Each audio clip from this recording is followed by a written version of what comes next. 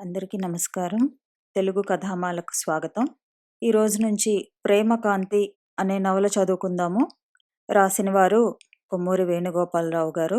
ఈ నవల 1980 ఆంధ్రజ్యోతి వారపత్రికలో సీరియల్గా ప్రచురించబడినది. టక్ టక్ టక్ టక్ ping pong ball table tennis table మీద అటు నుంచి ఇటు, ఇటు నుంచి అటు జూయి జూయిమని ఎగురుతోంది. రవికిషోర్లో స్ట్రోక్ ఉంది, వినీలలో స్పిన్ ఉంది. బెస్ట్ ఆఫ్ 3 మొదటిది రవికిషోర్ గెలుచుకున్నాడు. రెండో సెట్ వినీల 4 పాయింట్ల తేడాతో గెలిచింది. మూడోది గొప్ప సస్పెన్స్తో సాగుతోంది. గేమ్ బాల్ దగ్గర ఇద్దరు పోటాపోటీలు పడుతున్నారు. వినీలకు మరో పాయింట్ వస్తే ఆట అయిపోతుందనుకునే సమయానికి ఆ పాయింట్ అతను గెలుచుకొని సమానమైపోతున్నాడు. వినీల అలసిపోతోంది. పాయింట్ అయ్యాక బాల్ చేతిలోకి తీసుకున్నప్పుడు ఒక్క క్షణం ఊపిరి తీసుకొని అరచేతి వెనక భాగంలో నుదిటిన అలుముకున్న చిరుచెమటలు తుడుచుకొని అతని ముఖంలోకి ఒకసారి చూసి చిరునవ్వు నవ్వి మళ్ళీ సర్వీస్ చేస్తోంది. Ravikishore left hander. ఆమె సర్వీస్నైతే అందుకొని శక్తినంతా ఉపయోగించి కట్ చేస్తున్నాడు గాని తర్వాత ఆమె బ్యాట్ నుంచి గిర్రున తిరుగుతూ మీదకి ఎగిరే స్పిన్ని తట్టుకోలేకపోతున్నాడు. ఆమె చిరునవ్వులకు జవాబివ్వక సీరియస్గా అమిత ఏకాగ్రతతో ఎలాగైనా ఆ సెట్ కాజేయాలన్న పట్టుదలతో గేమ్లో లీనమై ఆడుతున్నాడు. ఆ ఆటకు ప్రేక్షకుడు కూడా ఉన్నాడు. అతను సోఫాలో నిలబడి మధ్య మధ్య ఉత్సాహం ఆపుకోలేనప్పుడు చప్పట్లు కొడుతూ గెంతుతూ కింద పడబోయి అంతలో సర్దుకుంటూ మొత్తం మీద కింద పడకుండా మేనేజ్ చేస్తూ కదిలే బంతితో పాటు కళ్ళు అటు ఇటు తిప్పుతూ పూర్తిగా నిమగ్నమై ఉన్నాడు.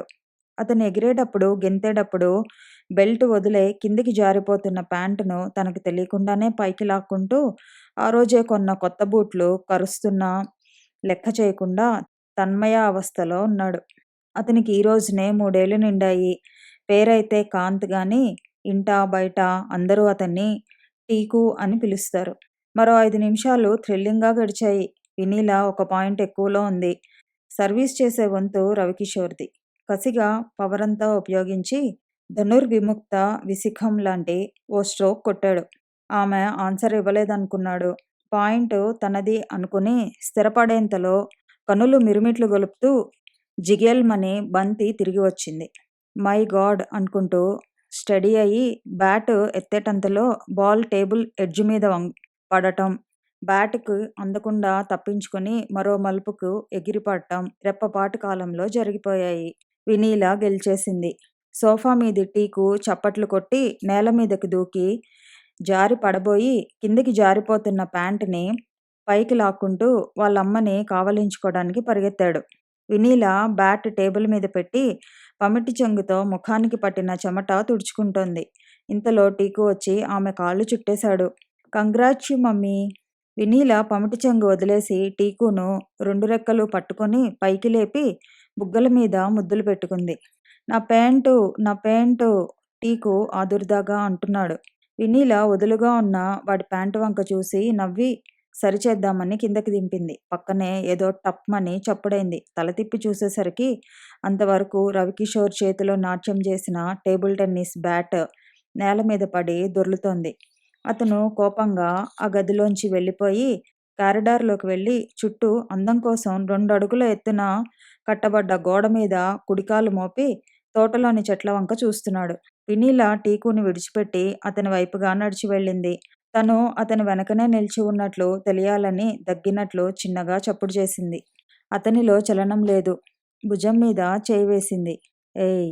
ఆమె చేతిని తన చేత్తో తోసేసి అలాగే నిలబడ్డాడు. అలా తోసేస్తే మానేసే చెయ్యి కాదులే ఇది, ఆపరేషన్లు చేసే చెయ్యి. మళ్ళీ చేసింది. ఈసారి తోసేయకుండా మెదలకుండా నిలబడ్డాడు. ఆ చేతిని అలాగే జరుపుతూ ముందుకి జరిగి అతనికి పక్కగా ఆనుకొని నిలబడింది. అందుకే నీతో ఆడనంటాను. ఆడేదాకా దెబ్బలాడుతావు. ఓడిపోతే ముఖం నల్లగా పెట్టి మాట్లాడటం మానేస్తావు. ఈసారి రవికిషోర్ మాట్లాడాడు కోపంగానే. ఆడమన్నాను గాని గెలవమన్నానా? వినీల నవ్వింది. ఎర్రని లేత చిగుళ్ళు తొలక్కుమనేటట్టు. ఏం చేయను, మెడికల్ కాలేజీలో ఛాంపియన్ని. నేను మాత్రం ఛాంపియన్ని కానా? యూనివర్సిటీలో గోల్డ్ మెడలిస్ట్ని. పోనీ ఈసారి నేను ఓడిపోతాలే. అదిగో అలా అంటేనే వస్తుంది నాకు కోపం. ఉత్తుత్తాటలాడి గెలిచాను అనిపించుకోవటానికి నేనేమైనా చిన్నపిల్లని అనుకుంటున్నావా? I must win with my skill. అతనిలోని పసితనం అంటే ఆమెకెంతో ఇష్టం. అతని కోపం, ఉక్రోషం, చీటికి మాటికి అలగటం ఆమెకెంతో అందంగా కనిపిస్తాయి. అవి లేకపోతే బ్రతకలేననుకుంటుంది ఒక్కొక్కసారి. My dear Ravi, that's why I like you అంటూ ఇంకేదో అనబోతోంది. ఇంతలో పమిటి చెంగు పట్టి ఎవరో గుంజినట్లయింది. మమ్మీ, నా పేంటు. రవి వెనక్కి తిరిగి టీకు వంక చూసేసరికి కోపం ఎగిరిపోయింది. కోటు టైట్‌గా ఒంటికి అతుక్కుపోయినట్లయింది. ప్యాంటు బెల్ బాటమేమో పైజామాలా లూజుగా ఉంది. మెడకో చిన్న టై. అది ఎంత జాగ్రత్తగా కట్టినా స్థానం తప్పి పక్కకి తిరిగిపోయి కోటు జేబులోకి వేళ్లాడుతోంది. అతనికి నవ్వు వచ్చింది గానీ టీకుకి కోపమొస్తుందని ఆపుకున్నాడు. వంగి ప్యాంటు సరిచేయడానికి ప్రయత్నిస్తూ, ఎవరిది కుట్టింది? ఆ ఈస్ట్ అండ్ వెస్ట్ టైలరేనా? అన్నాడు. నిజానికి అది చాలా ఖరీదైన బట్ట. టైలర్‌ని పిలిచి వెన్నెల దగ్గరుండి కొలతలు తీయించి శ్రద్ధగా సూచనలిచ్చింది కూడా. అతనే ఎంతో మోజుపడి కొన్న క్లాతు పాడు చేసేశాడు అంది వెన్నెల బాధగా. లోపల నుండి ఏదో పిట్ట పాడినట్టు వాల్ క్లాక్ శ్రావ్యంగా శబ్దం చేసింది. అమ్మో! 4, 6 గంటలకి ప్రోగ్రాం అరేంజ్ చేశాం. ఇట్లా పట్టించుకోకుండా కూర్చున్నాం. 2 గంటల్లో అరేంజ్‌మెంట్లన్నీ పూర్తవుతాయా? అని వెన్నెల ఆదుర్దాపడింది. రవి ఇప్పుడు కోపం పూర్తిగా మర్చిపోయాడు. డోంట్ వరీ డాక్టర్, అన్నీ హోటల్‌కి ఆర్డర్ ఇచ్చేశాము. అరగంటలో ఒక్కొక్కటిగా అన్నీ వచ్చేస్తాయి. నువ్వు వెళ్ళి స్నానం చేసి రెడీ అవ్వు. ఈ లోపల నేను హాల్‌లో టేబుల్సు, చైర్సు ఏర్పాటు చేయిస్తాను. మా బ్యాంకు సిబ్బందిని సాయం చేయమంటానికి రమ్మన్నాను అని ధైర్యం చెప్పాడు. అసలు వెన్నెల 3 గంటల నుంచే పనివాళ్ళని పురమాయిస్తూ ఏర్పాట్లు మొదలు పెడదామనుకుంది. ఇంతలో టీకు వచ్చి కొత్త బట్టలు వేసుకుంటానని మారాం చేశాడు. వాడికి స్నానం చేయించి సూటు తొడిగి మళ్ళీ పనిలో పడదామనుకునేటంతలో రవి వచ్చి టేబుల్ టెన్నిస్‌కి ఒత్తిడి చేశాడు.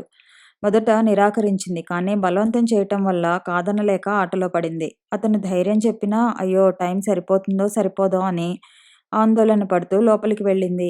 ఆ ఇంట్లో ఏ గదిలోకి వెళ్ళినా తళతళ మెరుస్తూ, నున్నగా జారుతూ మొజాయిక్ ఫ్లోరింగ్ గోడలకు కొంతమేర డిజైన్ కోసం మార్బుల్ స్టోను, ఆ పైని వాల్ పేపర్, స్లాబ్ కింద ఫాల్స్ రూఫింగ్ ఉండటం వలన వేసవిలోనైనా వేడి ఎక్కువగా కిందకి దిగదు. బెడ్రూమ్‌కి ఏసీ ఉండనే ఉంది. అధునాతన పద్ధతి ప్రకారం ఆ ఇల్లు పిల్లర్స్ మీద నుంచి లేపబడటం వల్ల వింత అందం రావటమే కాకుండా కారు పోర్టికో గురించి గానీ, ఇంటి ముందు గార్డెన్ వేసుకోటానికి గానీ విశాలమైన స్థలం మిగలటానికి అవకాశమొచ్చింది. తోటలోని గుల్ఫం, లిల్లీ, మందారాలు, సన్నజాజి వంటి పూల మొక్కలతో పాటు నిటారుగా క్రమబద్ధంగా మలిచిన అశోక, పెండ్యులమ్ చెట్లు, యూకలిప్టస్ చెట్లు నిండుతనాన్ని, రిచ్‌నెస్‌ని కలిగి ఉన్నాయి. గేటు దగ్గరికి వచ్చి బయటనుంచి చూస్తే ఒకవైపు doctor S. Vennela, MS, MDH, neuro surgeon, మరొక వైపు S. Ravikishore, M Com, divisional manager అని బ్యాంకి పేరుతో అక్షరాలు కనిపిస్తాయి. వెన్నెల స్నానం చేసి ఒంటినిండా టవల్‌తో అటాచ్డ్ బాత్రూమ్ నుంచి బెడ్రూమ్‌లోకి వచ్చి గాడ్రేజ్ బీరువా తెరవబోతున్నది. నీ చీర నేను సెలెక్ట్ చేస్తాను. వెనక నుంచి వినబడిన కంఠం విని అటుకేసి తిరగబోయింది. 2 చేతులు ఆమె భుజాల మీద పడ్డాయి. తిరగొద్దు, వెనక నుంచి ఈ ప్రొఫైల్ ఎంత బావుందో తెలుసా? అలాగే ఆమెను పొదవి పట్టుకుని దగ్గరగా తీసుకున్నాడు. ఆమె శరీరం మీద నుంచి వ్యాపించిన మృదు పరిమళాలు అతని నరాల్లోకి, రక్తంలోకి దూసుకుపోయినాయి. విను, ఆమె తడితల మీద ముద్దు పెట్టుకున్నాడు. స్నానం చేశాక స్త్రీ ఇలా సువాసనలు విరజిమ్మినట్లు మొగాడు చేయలేడేం, ఎంత బాగా రుద్దుకున్నా?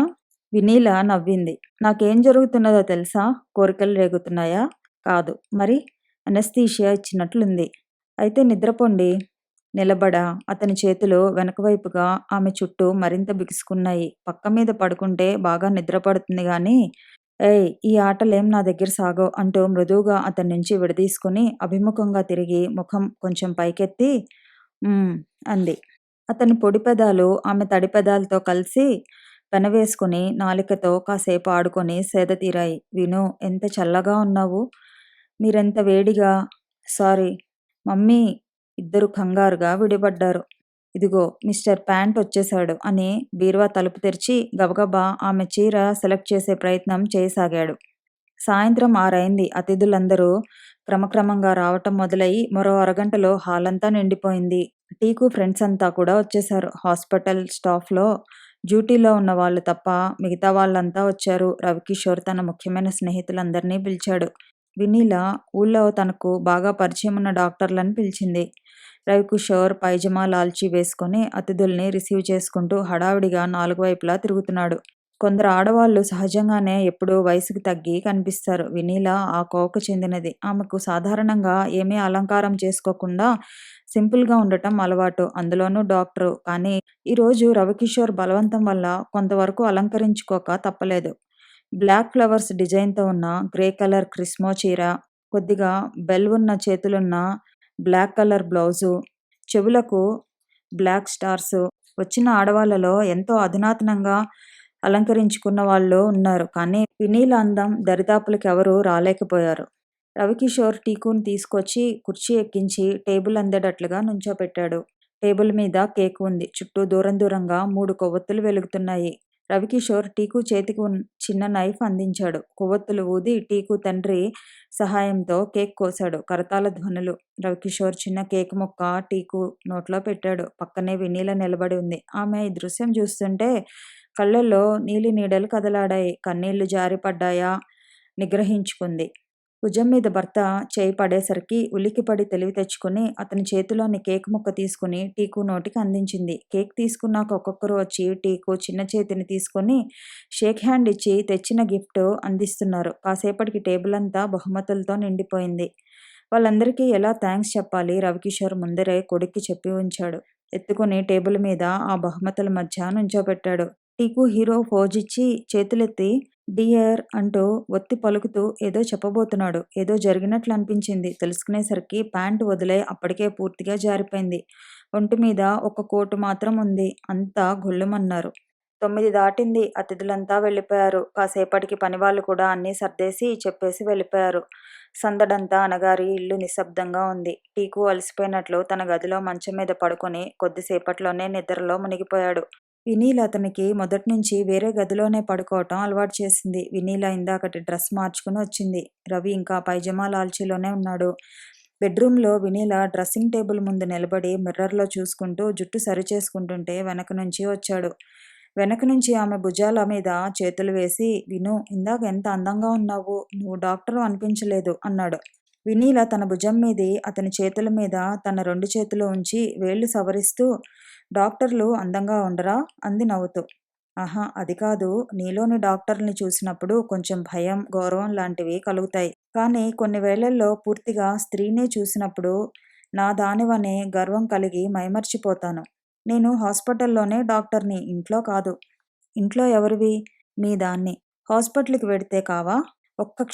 ఒకే ఒక్క క్షణం ఆమె ముఖం నల్లబడింది. అంతలోనే తేరుకుంది.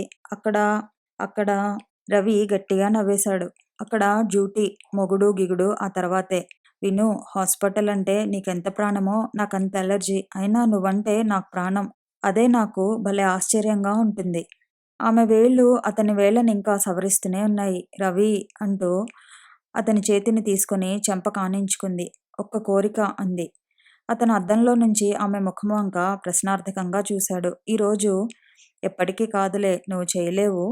ఈ ఒక్కరోజు డ్రింక్ చేయవద్దు. ఆమె చెంప మీది అతని చేతివేళ్ళు కొద్దిగా కంపించినట్లయింది. విను, ప్లీజ్, లేకపోతే నిద్ర పట్టదు విను. నిద్రపోవద్దులే, నాతో కబుర్లు చెబుతూ కూర్చో. ఒట్టి కబుర్లా? నీ ఇష్టం. తెల్లారాక నేను మళ్ళీ డాక్టర్గా మారిపోతాను. తెల్లవారే వరకు ఎందుకు? హాస్పిటల్ నుంచి ఫోన్ వస్తే మధ్యలోనే డాక్టర్ అయిపోతావు. ఆమె ఏం జవాబు చెప్పాలో తోచక సంశయిస్తూ ఊరుకుంది. మాట్లాడవేం? ఆమె అద్దంలోంచి అతని ముఖంలోకి చూసింది. ఇంకా ఏమీ జవాబు చెప్పలేదు. ఒక్క కండిషన్ మీద ఈవేళ డ్రింక్ చేయను. ప్రశ్నార్థకంగా చూసింది. నువ్వు ఎంత అర్జెంట్ కాలైనా సరే, అవతల నుంచి ఎంత ప్రెషర్ ఇచ్చినా సరే, ఈ రాత్రి నన్ను విడిచి హాస్పిటల్కి వెళ్ళకూడదు. అద్దంలో ఒకరి కళ్ళతో ఒకరివి కలిశాయి. ఆమె చెంప మీద ఆమె చెయ్యి అతని చేతినింకా పట్టుకునే ఉంది. ఈసారి అతని చేతి కింద ఆమె చెంప కంపించినట్లయింది. మాట్లాడవేం? ఒక్క క్షణం నిర్ణయం తీసేసుకుంది. అలాగే, ప్రామిస్? చెంప మీద నుంచి ఆమె చేత్తో పాటు అతని చెయ్యి పక్కకి జరిగి వాగ్దానాన్ని కోరుకుంటున్నది. ప్రామిస్. అతని ముఖం సంతోషంతో వెలిగిపోయింది. ఆమెని తన వైపు త్రిప్పుకొని ముఖమంతా ముద్దులతో నింపేశాడు. ఇప్పుడు ఆ గదిలో బెడ్ లైట్ మాత్రం వెలుగుతోంది. వినీల డబుల్ కాట్ మీద ఒక పక్కకి తిరిగి పడుకునుంది. రవి ఇందాకటి బట్టలు మార్చుకుని నైట్ డ్రెస్లోకి చేంజ్ చేసుకుని ఆమె పక్కనే మంచం మీద వాలాడు. ఒకరి ముఖంలోకి ఒకరు, ఒకరి కళ్ళలోకి ఒకరు. రవి ఆమె తల మీద చేయి వేసి ముంగురులు సవరిస్తూ అన్నాడు. వెలుగులో ఒక రకంగా, మసక చీకటి రాగానే రంగులు మారినట్లు, కొత్త వెలుగు వచ్చినట్లు, కళ్ళు కదలికలో, చూపుల్లో నిషాలాంటి అందం వచ్చినట్లు కనిపిస్తారేం ఈ ఆడవాళ్ళు? వినీల నవ్వింది. బహుశా చూసేవాళ్ళ ప్రేమను బట్టి ఉంటుంది. ప్రేమ వెలుతురులో ఒక రకంగా, చీకట్లో ఒక రకంగా మారుతూ ఉంటుందా? ప్రేమ మారదు. ప్రేమించబడే వ్యక్తి మారుతూ ఉంటుంది. అతనామెకు మరింత దగ్గరగా జరిగి తన వైపు తమకంగా లాక్కుని ముఖం మీద ముఖం ఉంచి కళ్ళ మీద కళ్ళు ఆనించాడు. ఇంత దగ్గరగా ఇలా చూస్తే కళ్ళు కొంతసేపటికి విశ్వాంతరంలోని మరో ప్రపంచంలా గోచరిస్తాయి. అప్పుడు రెప్పలు కదిలితే అద్భుతంగా ఉంటుంది. ఈ అనుభూతి అతనికిష్టం. అతని చేతుల్లోకి ఆమె అతని కోసమే అమర్చినట్లు ఇమిడిపోతోంది. అతని నరాలు మధుర బాధతో మూగ సంగీతాన్ని ఆలపిస్తున్నాయి. గదిలోని ఫోను మోగింది. వినీల ఉలిక్కిపడినట్లయి లేవబోతున్నది. అతనామెను విడిచిపెట్టకుండా, "వద్దు, ఈ స్థితిలో వెళ్ళనివ్వను" అన్నాడు గర్పుగా. "ప్లీజ్, ఏమిటో చూసి వస్తాను. ప్లీజ్, వద్దు. ఒక్కసారి నా మాట వినండి. ఏమిటో తెలుసుకుని వెంటనే వచ్చేస్తాను" అంది ప్రాధేయపూర్వకంగా. ఫోన్ అదే పనిగా రింగవుతున్నది. "వీల్లేదు. హాస్పిటల్ నుంచే అయి ఉంటుంది. నువ్వు నన్ను విడిచిపెట్టి పోతావు. వెళ్ళను. ఒకవేళ హాస్పిటల్ నుంచి అయితే ఇన్‌స్ట్రక్షన్స్ ఇచ్చి వచ్చేస్తాను. వదలరా?" "ఊహు." "అయ్యో! Please, please, please." అతడు హతాశుడైనట్లుగా ఆమె నుంచి తన చేతుల్ని విడదీశాడు. మంచం దిగి వెళ్ళి రిసీవర్ అందుకుంది. అవతల నుండి ఎవరో ఏదో చెప్తున్నారు. ఆమె ముఖంలో రంగులు మారిపోతున్నాయి. ఆ మసక చీకట్లో కూడా పాలిపోయిన ఆమె ముఖాన్ని తను గుర్తించాడు. చివరకు రిసీవర్ యథాస్థానంలో పెట్టేసి కదల్లేనట్లు అక్కడే నిల్చుంది. "ఏదో కేసు సీరియస్‌గా ఉంది. అవునా?" అవునన్నట్లు తల ఊపింది. "కానీ నువ్వు వెళ్ళనని ప్రామిస్ చేశావు." ఒక్క క్షణం నిశ్శబ్దం. కానీ ఆమె గొంతు తడబడ్డది. "నువ్వు ప్రామిస్ చేశావు." అతని గొంతు కటువుగా ఉంది. ఆమె మనసు రాయి చేసుకుంది. "సారీ, వెళ్ళాలి." గోడ దగ్గరికి వెళ్ళి లైట్ వేసింది. వెలుతురులో నిండిపోయిన గదిలో అతని చూపుల్ని తప్పించుకుంటూ కప్బోర్డు దగ్గరికి నడిచింది. 5 నిమిషాల్లో తయారైపోయింది. మంచం మీద పడుకొని రవి కళ్ళార్పకుండా ఆమె వంక అలాగే చూస్తున్నాడు. ఆమె వెళ్ళిపోయేటప్పుడు అతడి వంక చూడలేదు. ఏదో గుర్తుకు వచ్చినట్లు లైట్ మాత్రం తీసివేసి బెడ్ లైట్ వెలుగులో ఆ గదిని విడిచిపెట్టింది. సీతమ్మ హాల్లో ఒక పక్క చాప పరుచుకొని నిద్రపోతున్నది. ఆమెను లేపి తలుపులు వేసుకోమని చెప్పి బయటకు వచ్చింది. డ్రైవర్ రంగనాయకులు పోర్టికోలో కారు ప్రక్కనే నిండా ముసుగు కప్పుకొని పడుకున్నాడు. ఎప్పుడు ఏ ఎమర్జెన్సీ వస్తుందోనని అతన్ని రాత్రిళ్ళు అక్కడే ఉండమంటుంది. అతన్ని నిద్రలేపింది. తోటలో లైట్ వెలుగుతోంది. 2 నిమిషాల్లో desert mist colour Fiat car గేట్లోంచి బయటకు దూకుతూ పరిగెత్తింది. ప్రశాంతి నర్సింగ్ హోంలో 12 నంబర్ గదిలోకి వినీల అడుగుపెట్టింది. ఆ గది స్పెషల్ రూమ్ కావచ్చు. అన్ని సౌకర్యాలతో ఉంది. Mosaic flooring. బెడ్ మీద 30-32 వయసు మధ్యలో ఉన్న ఓ పేషెంట్ పడుకుని బాధతో మెలికలు తిరిగిపోతున్నాడు. వినీల అతని బెడ్ దగ్గరకు వెళ్ళగానే లోడ్ చేసిన సిరింజిని తీసుకొని సిస్టర్ వెనకాలే వచ్చింది. వినీల్ అతనికి ఇంజెక్షన్ చేసి సిస్టర్ వంక "నువ్వు వెళ్ళు" అన్నట్లు చూసింది. ఆమె గదిలోంచి బయటకు వెళ్ళి స్ప్రింగ్ డోర్ పూర్తిగా మూతబడగానే చప్పున బెడ్ మీద అతని పక్కనే కూర్చుంది. తొడల కింద నుంచి పాదాల వరకు అణువణువున వణికిపోతున్నట్లు అలలు అలలుగా కదిలిపోతున్నది శరీరమంతా. చెమటలు కమ్మేస్తోంది. వినీల పమిటి చెంగుతో అతని ముఖాన్ని తుడుస్తూ "రఘు" అని పిలిచింది. ఆ వ్యక్తి గడ్డం కొద్దిగా పెరిగి ఉంది. విపరీతమైన బాధ వల్ల కలిగిన నీరసం వల్ల చూపు కూడా కళ్ళతప్పి ఉంది. "రఘు, సిస్టర్ ఇంజెక్షన్ చేస్తానంటే ఎందుకు చేసుకోలేదు?" "నేను చేసుకోను. నువ్వు తప్ప ఎవరిచ్చినా నేను చేసుకోను." బాధను ఓర్చుకుంటూ కొంచెం కోపంగా అన్నాడతను. "ఎలా రాత్రిపూట?" "రాత్రైనా సరే, ఎప్పుడైనా సరే. నువ్వు వచ్చి చేయకపోతే నాకు ఇంజెక్షన్ పనిచేయదు. అసలెందుకు ఇంటికి వెళ్ళటం? ఇక్కడే ఉండు. ఇక్కడే ఉండిపో." ఆమె అతని గుండె మీద చేయి వేసి ప్రేమగా రాస్తోంది. అతనికి నొప్పి కాస్త కాస్త తగ్గుతున్నది. క్రమక్రమంగా మగతలో పడుతూ తడబడుతున్న గొంతుతో మాట్లాడుతున్నాడు. "ఏం, ఎందుకని ఉండవు? నువ్వేమైనా పరాయిదానివా? నువ్వు నా ప్రాణానివి, నా జీవానివి.